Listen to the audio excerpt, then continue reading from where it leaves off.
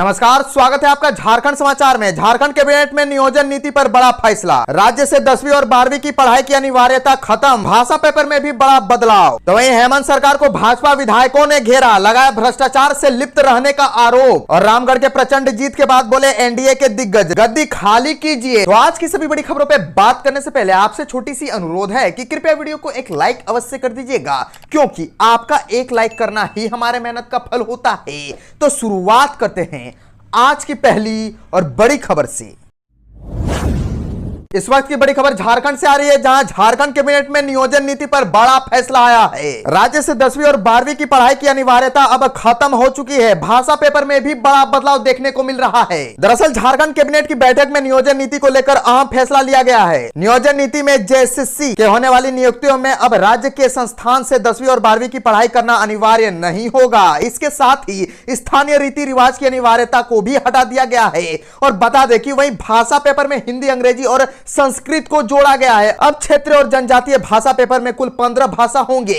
इसमें 100 अंक के सवाल पूछे जाएंगे जो बहुवैकल्पिक होंगे। नगर पालिका सेवा स्वर्ग के लिए होने वाली नियुक्ति नियमावली से 10वीं और 12वीं की अनिवार्यता को हटाया गया है। यहाँ क्षेत्र और जनजातीय भाषा पेपर में संशोधन का जिक्र नहीं किया गया है। झारखंड एकेडमिक काउंसिल सीबीएसई और आईसीएसई बोर्ड के मैट्रिक और इंटर की परीक्षा फर्स्ट, सेकंड और थर्ड आने वाले छात्रों को प्रोत्साहन राशि दी जाएगी। प्रथम आने वाले को 3 लाख, सेकंड आने वाले को 2 लाख और तीसरे नंबर को 1 लाख रुपए प्रोत्साहन राशि दी जाएगी। इसके साथ ही 60,000 रुपए तक का लैपटॉप और 20,000 रुपए तक का मोबाइल फोन दिया जाएगा। कैबिनेट में कुल 50 प्रस्तावों पर सहमति बनी है।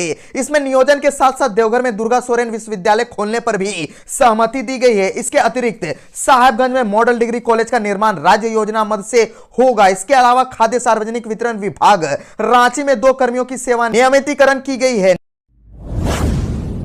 रामगढ़ में प्रचंड जीत के बाद बोले एनडीए के दिग्गज, गद्दी खाली कीजिए। दरअसल रामगढ़ विधानसभा सीट पर हुई उपचुनाव में एनडीए के विशाल अंतर से जीत हासिल की है। एनडीए की ओर से आजसू पार्टी की सुनीता चौधरी ने कांग्रेस के बजरंग महतो को 40,000 से भी ज्यादा मतों से हराया। जीत से उत्साहित एनडीए इसे हेमंत सोरेन सरकार के ताबूत में आखिरी कील बता रही है। बाबूलाल मरांडी, दीपक प्रकाश और सुदेश महतो सरीखे नेताओं ने कहा कि रामगढ़ का चुनाव परिणाम हेमंत सोरेन सरकार की वादा खिलाफी के खिलाफ जनता का जवाब है। सुदेश महतो ने कहा कि यह चुनाव परिणाम 2024 के आम चुनाव का प्रतिबिंब है। तो वहीं बाबूलाल मरांडी ने कहा कि रामगढ़ की जनता ने विकास और विश्वास पर मोहर लगाई है। उन्होंने सुनीता सोरेन की जीत को जनता की जीत बताते हुए कहा कि यह स्पष्ट जनादेश है कि हेमंत सोरेन सरकार में लूट और भ्रष्टाचार के खिलाफ लोगों ने गुस्सा है। उन्होंने कहा कि सरकार अब नियोजन नीति और बेरोजगारी के मुद्दे पर जनता को अब बेवकूफ नहीं बना सकती। उन्होंने चेतावनी भरे लहजे में कहा कि मुख्यमंत्री वैकेंसी निकालकर रिक्त पदों को भरे या गद्दी खाली कर दे। उन्होंने कहा कि झारखंड में बसंत की शुरुआत हो गई है। और यही नहीं, बीजेपी प्रदेश अध्यक्ष दीपक प्रकाश ने कहा कि रामगढ़ उपचुनाव में अन्याय के खिलाफ न्याय की जीत का प्रतीक है। उन्होंने कहा कि यह उन लोगों की हार है जो विकास विरोधी है। उन्होंने कहा कि रामगढ़ की जनता में झामुमो कांग्रेस और आरजेडी महागठबंधन की अराजकता का जवाब दिया है। कहा कि यह हेमंत सोरेन सरकार के ताबूत में आखिरी कील साबित होगा।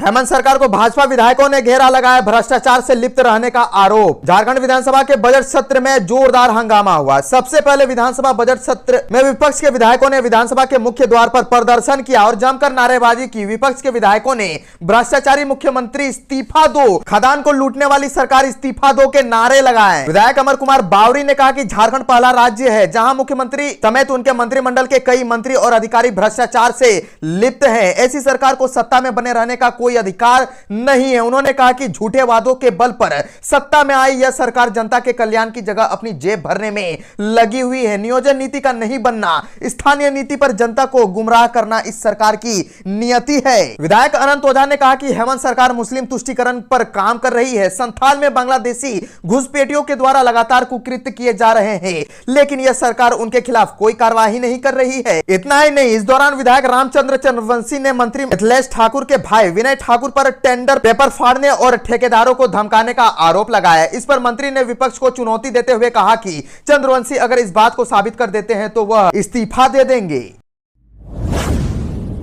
हेमंत सोरेन सरकार को लगा बड़ा झटका। रामगढ़ में 21,634 वोट से जीती एनडीए। झारखंड में आखिरकार महागठबंधन का विजय रथ टूट गया। रामगढ़ में हुए उपचुनाव में एनडीए ने यूपीए को हरा दिया। एनडीए की तरफ से आजसू पार्टी की प्रत्याशी सुनीता चौधरी ने अपने निकटतम प्रतिद्वंदी कांग्रेस के बजरंग महतो को 21,634 मतों से हराया। 11वें राउंड की मतगणना के बाद सुनीता चौधरी को कुल 1,15,187 वोट मिले। वहीं बजरंग महतो को 93,535 वोट मिले। गौरतलब है कि 11वें राउंड तक चली वोटिंग में सुनीता चौधरी ने पहले राउंड से ही बढ़त हासिल कर ली थी, जो आखिर तक कायम रही। और बता दें कि रामगढ़ उपचुनाव के लिए 27 फरवरी को वोट डाले गए थे। एनडीए जहां तक जीत से उत्साहित है, वहीं यूपीए खेमे मायूस है। मुख्यमंत्री हेमंत सोरेन ने चुनाव परिणामों पर टिप्पणी करते हुए धन बल का परिणाम बताया। उन्होंने कहा कि इंटरनल और एक्सटर्नल पॉलिटिक्स क्या है वो सब जानते हैं। मुख्यमंत्री ने कहा कि हालांकि जनता ने जनादेश दिया है तो उसका स्वागत है। मुख्यमंत्री सोरेन ने कहा कि अभी फाइनल मैच बाकी है। दरअसल मुख्यमंत्री ने खुद रामगढ़ उपचुनाव में फ्रंट फुट से मोर्चा संभाला था।